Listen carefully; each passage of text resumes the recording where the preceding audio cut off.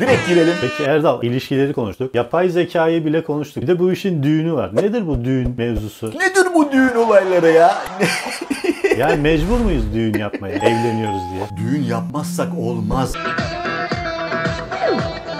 Lebalepler kalktı mesela, bak şimdi Haziran'dan sonra Temmuz'da hele coşacak insanlar. Yemekli memekli olacak artık Temmuz'da. Sezon açılıyor. Sezonda coşacağız artık. Zaten eve kapandık falan ya. Hani hep de diyorlardı. Ya insan olmayınca doğa nasıl coştur? Bak nasıl kendini temizledi doğa. Ne güzel temizliyor kendini. İnsan bozuyor her şeyi. Düğün salonlarımızda bu kapanmada ne oldu? Böyle atılan göbekler orada atıldı. Yığılmıştı onlar zaten. Şimdi doğa ne yaptı? Kapanmayla birlikte oradaki şeyleri hep temizledi. Yani kendi doğasına doğru döndü düğün salonları da. Aslında düğünün temeli nedir? Doğaya uyumlanma eylemidir aslında. Temelde yani. Doğaya uyumlanıyoruz biz. Nasıl uyumlanıyoruz? Yer ve gökün birlikteliğini kutluyoruz. İkiyi bir yaptık. Artık sağ lob, sol lob bir araya geldi. İkisi bir çalışacak. İkisi bir anda güzelleşecek ve yeni bir şey ortaya koyacak düşüncesiyle. Bir başlangıç için yapılan tören diyebiliriz aslında buna. Bunun da kökeninde ne vardır zaten insan hayatında? Düğün ve cenaze diye tanımlanır bu. Dualitede önemli iki tane insan hayatındaki vaka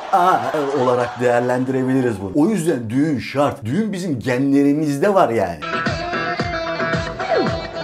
Zaten düğün. Bak düğün. Düğümleniyorsun orada. Yani zor elde ettim, kaybetmeyeyim düşüncesi yerleşiyor insanın bilinçaltına. Evliliğe gidiş yolunu ne kadar zorlaştırırsa o derecede evlilik kopmaz, bağı kopmaz anlamında. Evlilik sırasında hemen bir sıkıntıda, bir sorunla karşılaştığın zaman ayrılık butonuna basmayacaksın öyle. Buton kolay yerde olmayacak yani. Mümkün olduğu kadar düğümleyeceksin, düğüm atacaksın. Düğüm sağlam olmazsa ne oluyor? Ayrılık oluyor. Müsilaj oluşur yani. Allah muhafaza, evlilikte müsilaj oluşuyor. Müsilaj oluştuğunda da tabii ki evliliğe giremiyorsun bir türlü yani. Evliliklerimiz kirleniyor. O yüzden dikkatli de olmamız lazım. Çok önemli bir noktaya temas etmek istiyorum. Evlilik önemli bir kurum. Özellikle son zamanlarda da evliliklerde boşanmalar arttı. Bak evliliklerde arttı. Başka yerdeki boşanmaların pek önemi yok. Şu evlilik mevzusu çok önemli bir mevzu. Reyhan Gültekin'i eşin olarak kabul ediyor musun? Düğünden kaçan gelin duymuştum da. Damat ilk defa görüyorum. Evlilik önemli bir aygıt, önemli bir araç. Toplum içerisinde o aracı kullanmak için de biz ne yapacağız? Ehliyet almamız lazım. Evlilik öncesi en az 3 yıl belki de bak 3 yıl evliliğe hazırlanıyor olması lazım çiftlerin karşılıklı olarak. Bir sertifika almamız gerekiyor yani değil mi evlenmeden önce? Tabii ki karşılıklı çiftler o sertifikayı alması lazım. Aileler bakalım evliliğe müsait mi? Her şeyden önce ona bakması lazım. Düğünden daha da önemli olan bu sertifikaya sahip olmak zaten. Bu diplomaya, bu karneye sahip olmak. Aynı araç kullanmak gibi yani. Başkasının hayatına da zarar vermiş oluyorsun ayrıca. Sen kendi evliliğinde yeterli değilsen başka insanların da hayatında rahatsızlık yaratıyor pozisyona gelebilirsin yani. Peki bir taraf sertifikayı alabildi, bir taraf alamadı diyelim. O zaman nasıl bir çözüm önemli? Her yerde adamın olacak. 50'yi basacaksın. 50 lirayı ateşleyeceksin. 50 lira mı? Çeyrek altın 900 diyorum, sen 50 lira diyorsun. Peki düğün yapmayı tatile gitsek daha güzel olmaz mı? Daha güzel olur. Benim iddiam şu. Aslında evlenmeden önce, düğünden önce çiftler balayına gitsinler bir önce. Ki birbirlerini tanısınlar. Bir arada yaşayabiliyor muyuz, kalabiliyor muyuz? Bunu iyice bir idrak etsinler daha doğrusu. Zaten evliliğin amacı da nedir? Bir taraftan insanlara diyorsun ki sen biz legal olarak açıkça sevişmek istiyoruz. Duyurusudur yani. Bizi rahatsız etmeyin ey çevre. Düğünün amacı da o yani. Düğünlere bir de böyle eş bulmaya gelenler vardır. Ne denir? Bir düğün başka bir düğünün tohumunu atar. O yüzden de düğünün bu tip sosyolojik faydaları falan da var. Seviyorum, veriyor musun? Ağlıyorum, veriyor musun? İstiyorum, veriyor musun? Cevap ver, veriyor musun? Peki öyle olsun.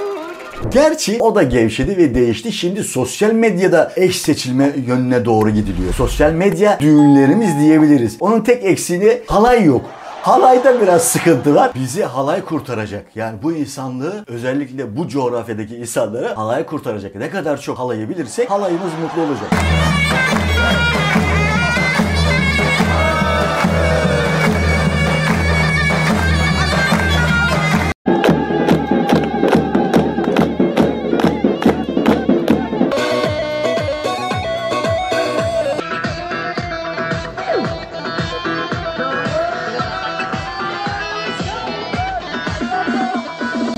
korumasız evlilikte mesela ayrıldı. Biz o kadar yatırım yaptık. Geldik düğüne. Taktığımız takılar ne oluyor? Boşa mı gidiyor? Boşanmış insanlar yani. Takımızı geri alabilir miyiz boşandılarsa? İşte alamıyorsun ama benim dediğim yöntemle alabilirsin bak mesela. Dersin ki arkadaş ben şu düğüne gidiyorum. O düğünde bu kadar altın taktım. Elinde bir belgen olmuş olur. Bu da tabii ki çiftleri de bağlayan bir özellik de olmuş olabilir. Çok güzel bak şimdi yeni buldum, güzel oldu. Güzel buldum bunu. Altınını geri almış olursun. Üstelik faiziyle almış olursun. Bak ne kadar güzel değil mi? O yüzden sakın boşanmayın.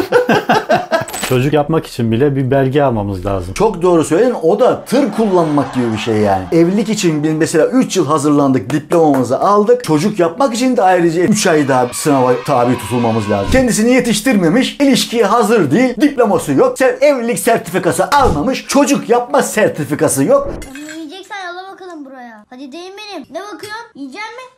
Yemeyecek mi? Neye bakıyor? Şu insanlar şurada olmasa yeminle bak o suratını var ya. Ondan sonra çocuk böyle deli gibi ortada dolaşıyor. Yok benim çocuğum dahi olduğu için hiperaktif. Çocuğu bilmiyorsun ki, tanımıyorsun sen. Çalışman lazım, çocuğa çalışman lazım.